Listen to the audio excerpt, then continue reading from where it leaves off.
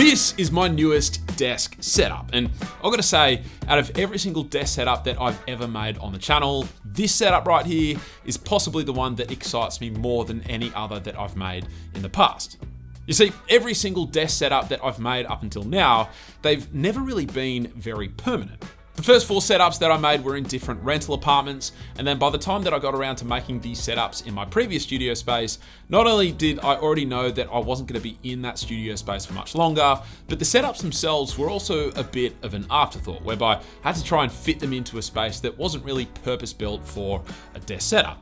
And so when coming up with the designs for my brand new studio space partway through last year, one of the key aspects that I wanted to get right was the desk setup area. I wanted there to be a dedicated space designed for one purpose and one purpose only, to be the place where my desk setup lives. And as such, it meant that I could be really intentional with making sure that the layout suited a desk setup perfectly. And once the studio was complete at the start of this year, I went to work scouring the web, searching high and low for the best products that would suit my desk setup space perfectly. Plus, I also brought in some accessories that I've used in past setups as well. And so with that being said, let's dive in and discuss it all. Okay, kicking things off, we have to start with the heart of this setup, which is the desk. Now, for most of my previous setups, I've used very long desks that have given me huge amounts of room to play with, but given that this little notch in my studio was much smaller than any of those desks, in fact, it's about 150 centimeters wide almost exactly, I had to find a desk that was roughly 150 centimeters wide.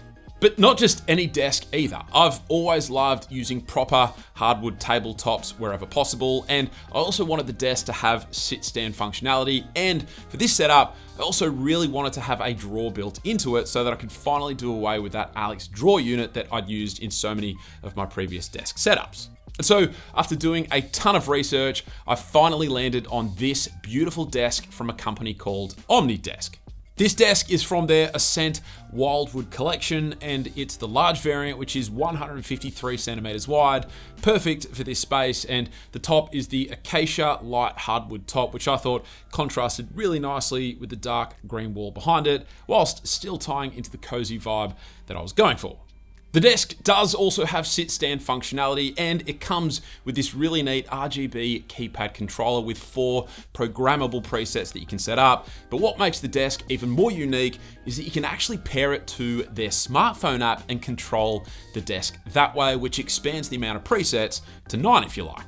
It's also quiet with super fast raising and lowering capability thanks to the fact that it has dual motors, and it also has a load rating of up to 130 kilograms, so it's absolutely more than capable even for the heaviest of setups.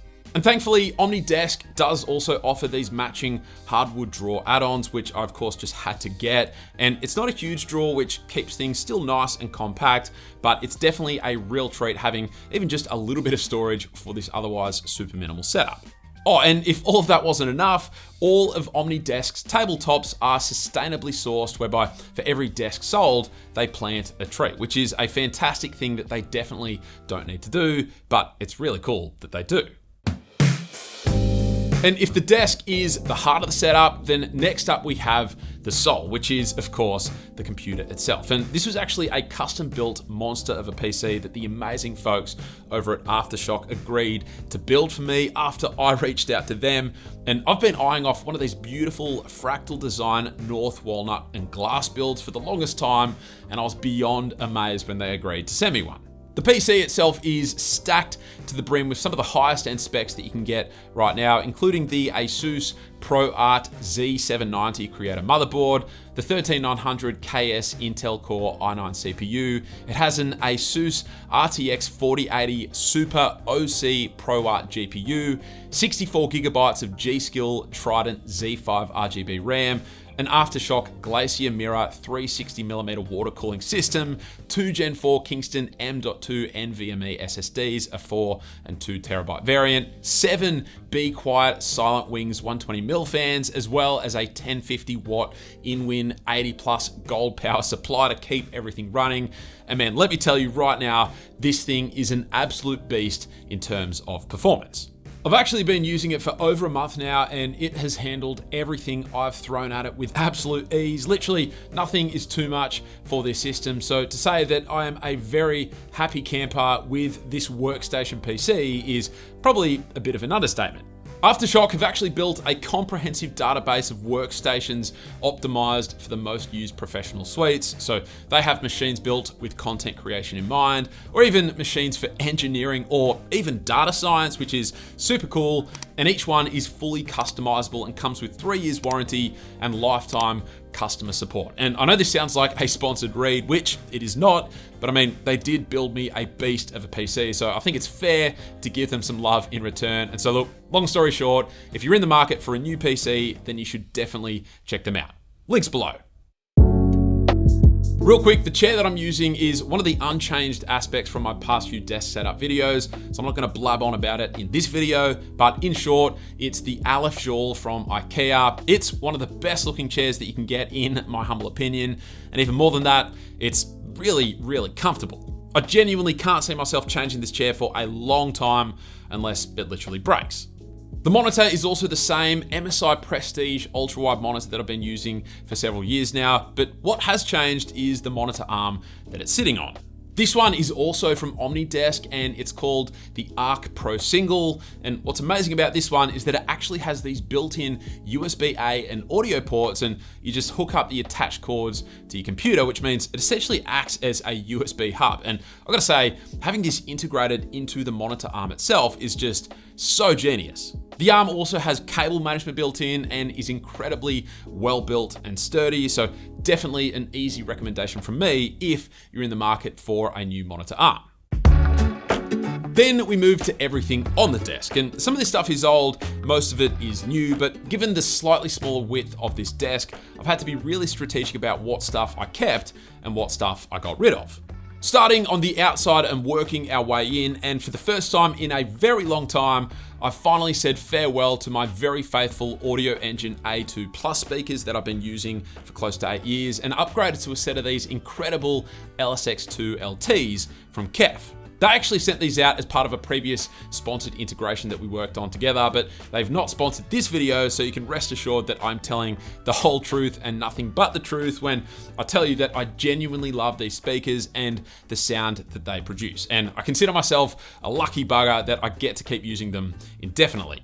Perhaps a little controversially, they're sitting atop 2 Audio Engine speaker stands, which are actually the perfect size for these speakers. But without question, this green and black color combo ties in beautifully with the rest of this space. Not to mention, like I said, this setup sounds incredible. Now, for the times that I do need to zone in and use headphones, I'm still using these incredible Momentum 4 wireless headphones by Sennheiser, which are clipped to the side of the table using this clamp-on headphone mount, which helps to save on desk space. And I featured these headphones in my last desk setup video, so I won't go into as much detail here, but long story short, I seriously adore these headphones, both in terms of sound quality and also in terms of their design. Coming in a little from there is this power clamp, and this one's also from OmniDesk, but after having on-desk power in my previous main desk setup, there was no way that I could go without it in this setup as well. And whilst I only have the power element wired up at the moment, it does also feature USB, HDMI, and Ethernet capability to go with, which is seriously cool functionality.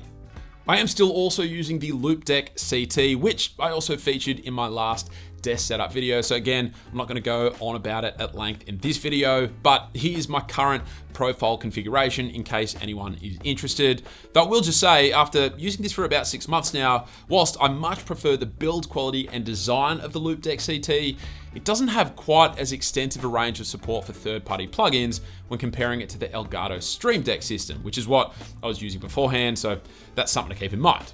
I'm happy with the setup that I've got, and as I said, I much prefer the look and build of the Loupedeck CT, but potentially do some research to figure out what plugins you need and whether they're available before making the plunge yourself. Then I have this little fake plant for a nice pop of color on the desk, which I just picked up from Kmart a couple of years ago. And then smack bang in the middle, I actually have the Google Pixel tablet, which I've been using for about a year now as essentially a media consumption device at my main editing desk setup. So I have a separate MacBook Pro that I use whenever I'm not in the studio, but I wanted something that was a little more permanently and neatly set up at my desk that I could use not only for watching videos or listening to podcasts while waiting for videos to render and so forth, but that I could also use for video conferencing and for managing Google Home doorbell notifications. Now that being said, it's actually not all that reliable for the Google Home doorbell stuff, where it doesn't even really notify me until well after the doorbell chimes, which is really annoying, and it's just a standard notification, not a full screen interface like what we have on the proper Google Home hubs. So I'd love it if Google would keep developing the tablet to where it actually functioned like a proper smart home device whenever it was docked, like they originally promised. But either way, I still enjoy having a dedicated device here for consuming content and handling notifications and video calls wherever necessary. In terms of the keyboard and mouse setup, I actually decided to forego a large desk mat for this setup for the first time in a few years, just with the intention of keeping things a little more minimal. But I am using this old Grove-made mouse pad that I've had for several years now, and I even still had this purpose-built pen that comes with the pad lying around, so I brought that back into play for the first time in a while as well. And then we have the mouse itself. And man, this mouse is hands down my favorite mouse that I've used literally ever. It's called the Touch, and it's by a brand that I've used products from before called Lofree. And I saw an image of this mouse floating around somewhere on Twitter like 6 months ago, and I was like, I need that mouse. It comes in 2 color options, but the one that I've got is in the block colorway, which I highly recommend as it has this orange accent color, which I love. And whilst the look of the mouse itself is probably my favorite part about it, it's also incredibly well built, and even more importantly, it's super reliable and functions perfectly. I am still using that in conjunction with a Carpio 2.0 wrist rest from Delta Hub, which I've been using for a few years now. And trust me when I say, I feel weird whenever I use a mouse without a wrist rest now. That's how much I've adapted to this. But then in terms of the keyboard, this one is also from Lofree, and it's called the Flow 100. This is a beautifully built all-metal construction, low-profile keyboard that, again, I saw on some like TikTok last year and was like, damn, I want that thing, and it is as nice to type with as it looks. But in case you're looking at the website images going, hang on, your keyboard looks different, well, that's because I also got myself a set of their Alert keycaps, which sadly seem to be out of stock at the time of making this video, but I'll link to an Amazon listing that you can keep an eye on in case they come back in stock in the future.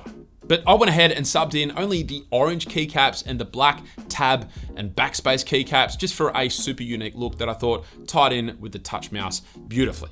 I was actually using the Lofree block keyboard for several months before I switched over to the Flow, which actually matches the design of the mouse even better. In fact, it's kind of like a companion product. And that keyboard even has these neat orange colored volume and on-off knobs at the top, which I am a huge fan of. And it was an amazing keyboard, which I also recommend, but I just preferred the more low profile vibe of the Flow, which is what made me pick it for permanent use in this setup instead. Aside from that, the only other thing on this table to mention is this beautifully made stone Scrabble tile coaster, which I've been using for years now. And I'm sorry to say, I actually picked this up at a local gift style shop here in Australia and can't find any links to the exact product online, but I did find some similar options from Etsy if you're interested, which I will of course link below. Now for this setup, I've brought back 2 older pieces of the grid artworks that I previously had installed in various spots at my old studio space. And these 2 just happen to have the right dimensions and sizing for this particular area, so they got the call up accordingly. And without question, more than anything else related to my desk setup, these 2 artworks are what turn the most heads whenever anyone comes to visit the studio. And I agree, they do look really, really cool. All right, from there, let's chat about one of the most underrated aspects of a desk setup, which is the lighting. And there are actually 3 lighting components on this setup, each as equally important as the last.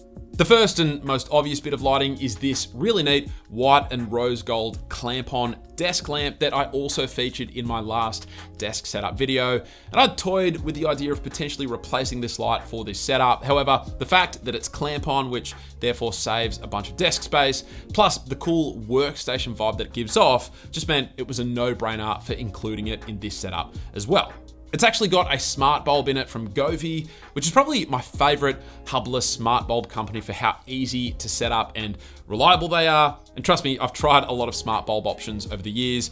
And then speaking of Govee, behind the monitor, I'm actually using a pair of these Govee light bars, which just adds a nice layer of ambient lighting to the overall setup. And trust me when I say, once you've tried out this sort of backlighting configuration in your own setup, it is nearly impossible to go back to not having it. And then the last lighting element in this setup is an under-desk LED light strip from Nanoleaf, which was not as seamless to set up as the Govee lights, but nevertheless still adds a really nice touch of class to the setup. And this was actually the very last element to get added to this setup. And again, it wasn't until I installed this strip that I realized just how dull the setup looked without it. And so last, but certainly not least, we have cable management. And this is probably one of the most important yet toughest aspects of a desk setup to get right, because it's not all that exciting to set up and it won't get you any compliments if you get it right, but if you get it wrong, it can make even the best desk setup look downright messy.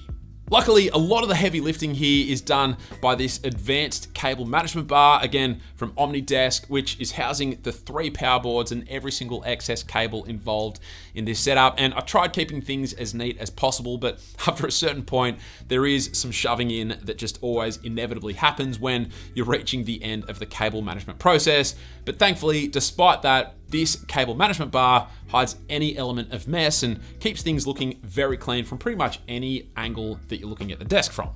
And then given that this is a sit-stand desk, I obviously needed to make sure that there was some excess cable at the bottom just to ensure that no cables become tightened unnecessarily whenever I raise the height of the desk. So I also picked up this cable management spine, which just helps to keep things fairly clean whilst also giving me the height adjustment flexibility I needed.